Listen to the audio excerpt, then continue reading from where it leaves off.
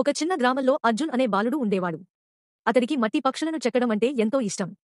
కాని గ్రామంలోని చాలామంది ఈ పనికి ఎలాంటి ప్రయోజనం లేదు అంటూ అతన్ని ఎగతాళి చేసేవారు. ఒకరోజు ప్రసిద్ధ కళాకారుడు ఆ గ్రామానికి వచ్చి ఎవరైనా అతి అర్థవంతమైన శిల్పాన్ని తయారు చేస్తే వారికి స్కాలర్షిప్ ఇస్తాను అని ప్రకటించాడు. గ్రామస్తులు పెద్ద పెద్ద విగ్రహాలను తయారు చేస్తూ పోటీలో పాల్గొన్నారు. అర్జున్ మాత్రం ఒక చిన్న పగిలిన రెక్కల మట్టి పక్షిని నిశ్శబ్దంగా తయారు చేశాడు. పక్షి రెక్కలు పగిలిపోయినా దాని తల ఆకాశం వైపు ఎత్తి ఉంచాడు, ఆశతో ఎగరాలని కలగంటున్నట్టు.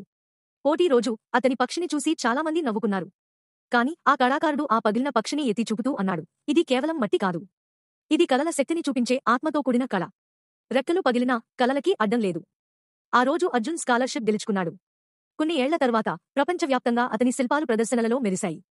ఆ పగిలిన రెక్కల మట్టి పక్షి ఇప్పటికీ అతని గ్యాలరీలో వెలుగొందుతోంది.